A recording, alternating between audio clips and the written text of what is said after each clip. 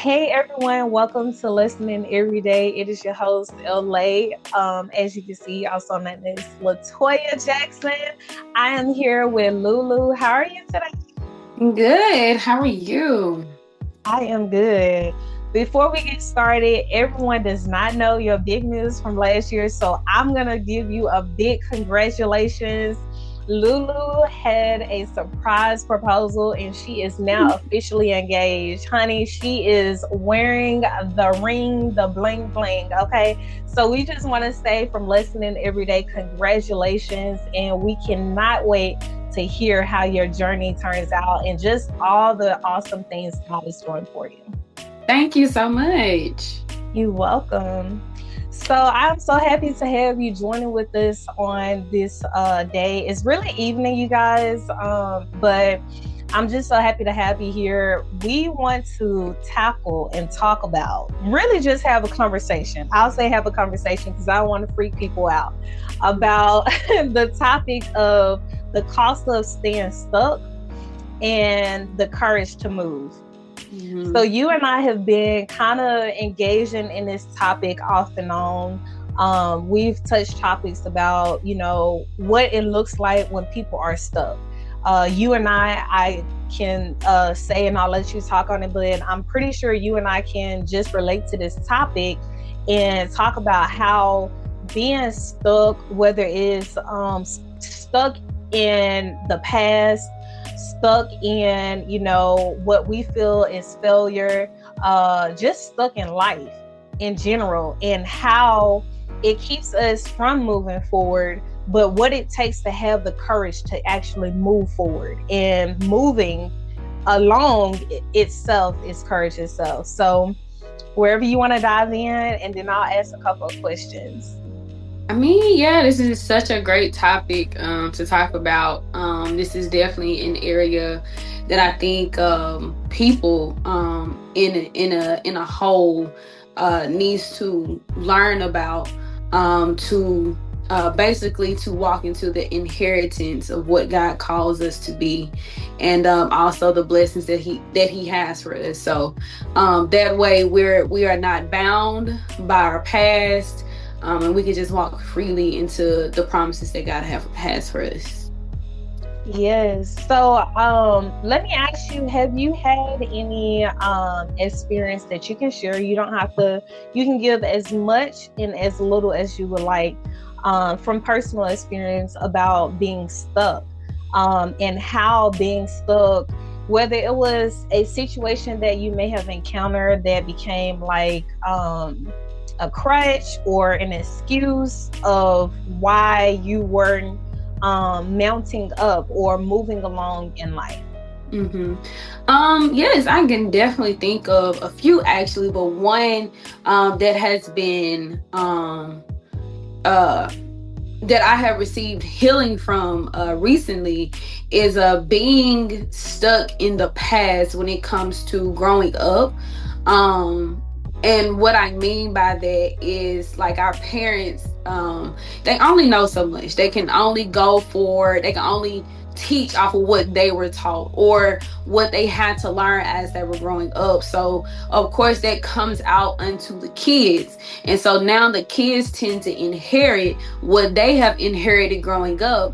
And so just me, I had to really release some things that I will always say, oh, this is how I was taught. And I think that as adults, that is something that we really need to hone in on, especially if we really want to, like I said earlier, walk freely into where God has called us to be, and stop making the excuse. And I know some may say, well, it's not an excuse, it's not an excuse. When you really think about it, it is, because you have to choose. God gave us a choice. So I just think that when we have that shifted mindset, I think it's more of a I get to change. I get to walk in freedom, and just different things like that. So that's why for myself, like I said, that's definitely something that I had to heal from. Just the patterns and everything like that that kept me held back And I did not want to carry that into my future marriage. As Latoya mentioned, that I just recently got engaged, so there are some things that I really asked God to reveal in me, and also to take out of me, especially going into a marriage, because I take that very serious, and I feel like a lot of people should. So yes, that's definitely something that I was stuck in, but I chose to walk in freedom. I'm so glad you mentioned that, because it's a lot that you said, and so I'm gonna kind of piggyback and take some of the things and kind of break it down. So the first thing was, you said that it is a choice. A lot of people don't really define being stuck as an excuse or a choice or anything like that. They just becomes their reason. It becomes their line of answer, right? Their first response is, oh, because, this is how I was taught, or this how I was raised. However, in reality, as you said, as we grow, as we mature, as we, continue in life, as long as you still have breath in your body, you have an opportunity to know the difference between choice, decisions you have to make, decision making, and different things like that, right? Yeah. And something you said about, having that and defining it as being stuck. So I believe, and this is from personal experience, I love this topic because from personal experience, relating back to you, what became, to me, I defined it as an excuse. I did. It was an excuse. I didn't think it was an excuse in life until I actually looked in the mirror and I said, there is something wrong with me continuing down this bunny hole. I don't know if it's called rabbit hole or whatever, but there is something wrong, because I keep getting the same results, whether it's in relationships, whether it's my responses at work, whether it's with people that I interact with, or my everyday. I started to look at myself, but it takes a lot, courage, you would say, to be able to take that time to look at yourself and heal. So the second thing you spoke on was healing. A lot of people will not realize that being stuck is an issue. If it becomes an excuse, it's something that keeps us bound until we're ready to fully heal. And when you begin going through that healing process, a lot of things are being revealed to you. And a lot of things, I would like to say, even God allow you to see things, and it's not to shame you or make you feel like, oh, you just the worst person in the world. No, it's so that you can see the truth about you and you can grow, you can heal, and you no longer have to use that, whatever it is, whatever's holding you down, whatever you've been holding on for years, whether it's childhood, parents, or what happened to you in school, what teachers have said, whatever was planted on you that was wrongly planted, and how you stuck and bound and you live this life in this loom, you begin to realize, hey, I decide I want to heal. I'm getting this revealed to me so that I can deal with the root, not put a bandage on it, but actually heal so that I can move forward. Because what it is it becomes our crutch. It becomes a crutch. For me personally, I had a crutch for 34 years of my life. And I won't get into details on this episode about my testimony, but I had 34 years of using a crutch. And because it was a crutch that I leaned on and I depended on, I began to live my life like that. So I presented myself as such. But as you said, going back, when we don't know we're stuck, that's when we're not looking in the mirror. We're not facing the truth. We're not ready to see the real roots. But when you're ready to get different results in life, when you're ready to start looking at purpose and fulfilling your walk, when you're ready to get married, in a healthy marriage, you start looking at these things and you start to say, hey, there's something that I need to work out. I need some things to be taken out of me so that the right things can be put within. Mm-hmm. Um, so with that being said, just a question of why is it often harder to let go of what's familiar than what's harmful? Then say the second part Harmful. again? Harmful? Harmful. Yeah, Hmm. I kind of threw a wrench at you. You did. So, so you said, why is it? Say it one more Harder time. to I'm let sorry. go of what's familiar. So let's break the question Mm-hmm. down. Mm-hmm. When we're talking about being stuck, there are many reasons on why people stay stuck for a long time. Mm-hmm. One of them we talked on. They never look in the mirror. Okay. Okay. So, why is it harder or often harder to let go of what's familiar than what's harmful? So, the thing that came to me when you broke it down a little bit more, was, it's just like situations when, a toxic relationship, um, like sometimes we know that this is harmful, to say the least, but it's so familiar, and that's why the cycle is just keep happening, and that those two people are keep coming back to each other because they're familiar. And then on in both of their minds, it's like a thing that's, first of all, it's stuck, soul ties, everything like that, but also it's that thing of, I don't want to start over again. So um it's so um prevalent in these times where, a lot of people tend to hold on to, the familiar ways. My parents raised me this way. I'm just familiar to this. My parents didn't, raise me to clean, or they just told me to take the trash out, that's it, or just those things. That's something that someone is familiar with, and to tie and to kind of tie that back to, um um I forgot the question again.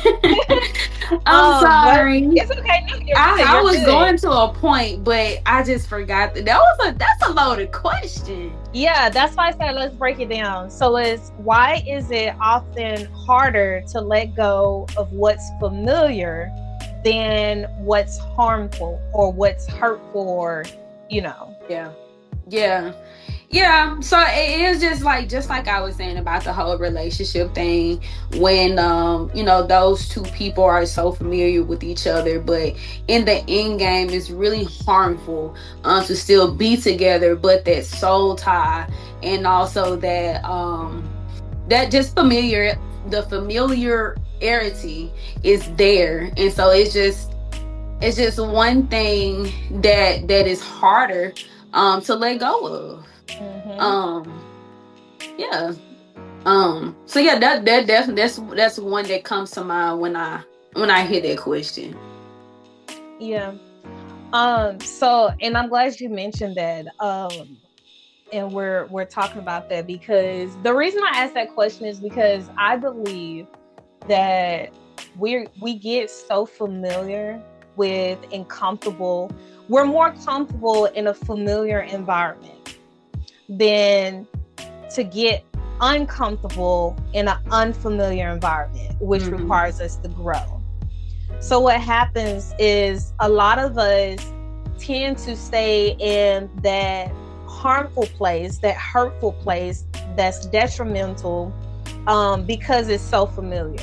So we would prefer to stay in that area because it's what we've known.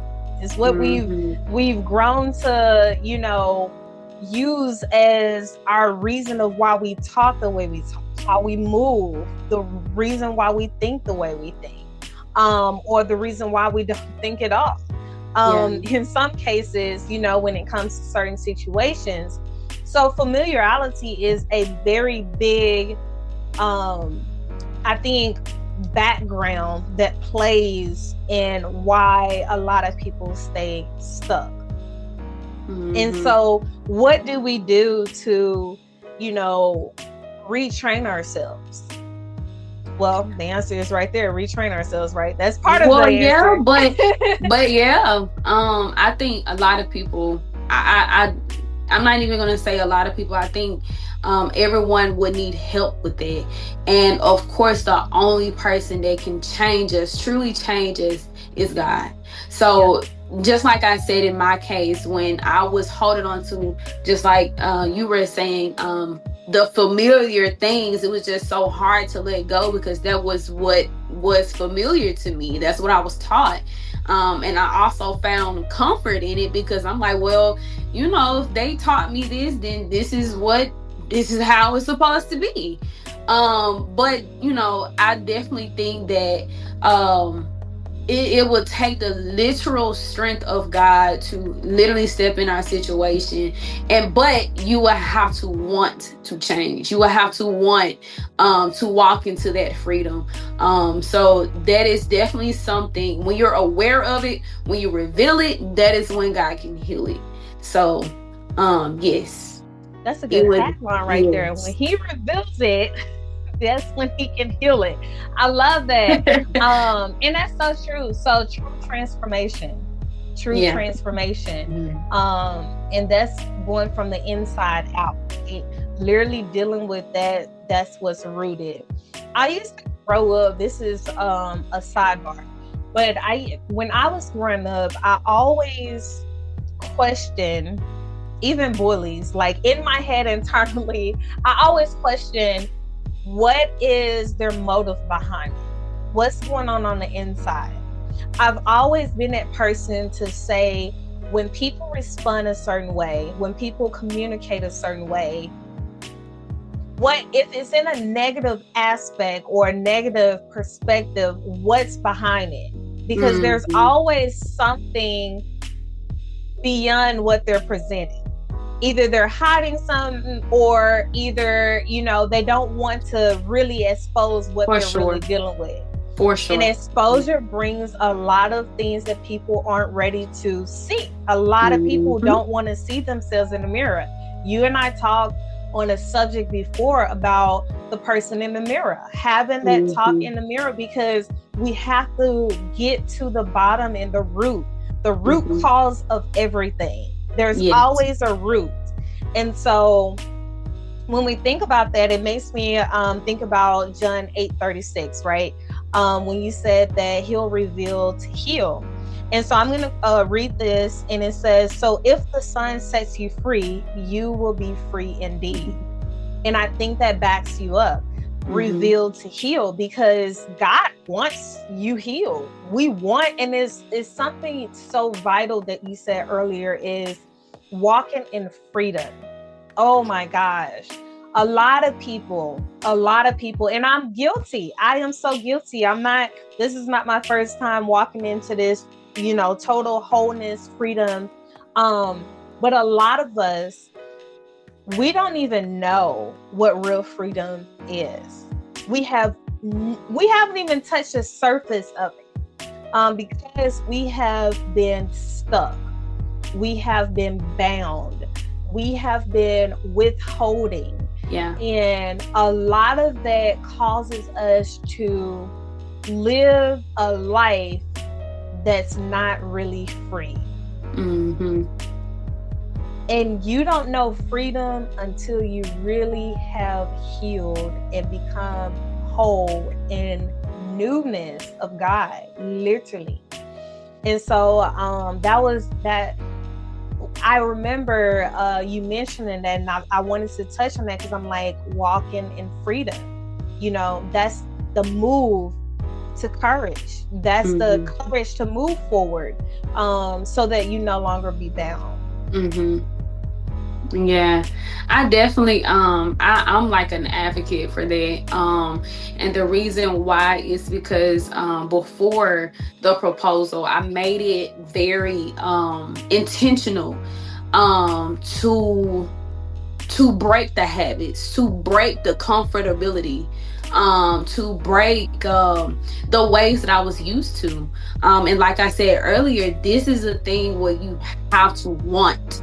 You have to want to invite God in to change your heart. Invite God in to repair the things that needs to be repaired, especially going into something as important as a marriage. I think also too, we're not only just going through these things and these healings for ourselves, we're also going through the healings and also, because healing isn't pretty. We're also going through all of this for other people, to be a testimony to other people. And I already know that even the process that I had to go through regarding the preparation before the marriage, and just a side note to put in there, he's not done yet. I'm always open. I'm always intentional about God working on me being a better woman, especially for not only marriage, not only for my future husband, but for him to be more of a vessel for him to use in the future. So again, just to go back to what I was saying about, this is not only for us, this is for other people too. And to also go out and to minister to these people, to these couples, to everybody, to bring them forth, to bring healing to the nation, as I can say. So yes, I definitely, that is something I'm very, very intentional about. Yes. And I am so happy that you shared. And honestly, this is an ongoing subject. Yeah. So we may have to come back and do a part 2. But before we end, I do want to say that if there's anyone listening today and you're still holding on to a crutch, just know God's already healed you from that. As long as you receive the healing, as long as you allow him to reveal it to you, God can heal it, as Lulu has said. So what would you gently tell them for those who are still just holding on to something, or if they're just not ready for that reveal? I would just kindly say, what that thing is that you want to heal from, that that is holding you back.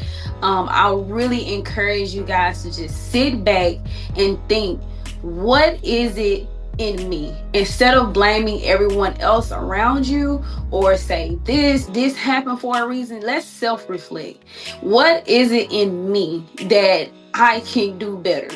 I know sometimes we can get in this mindset of, oh, everybody is against me, everybody is this.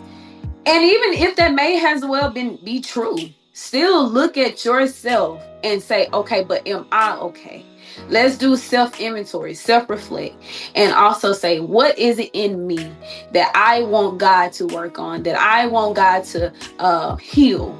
And also with those patterns, even when if you don't want to let go of it, if you just gotten too comfortable with it, ask yourself, is that benefiting you now?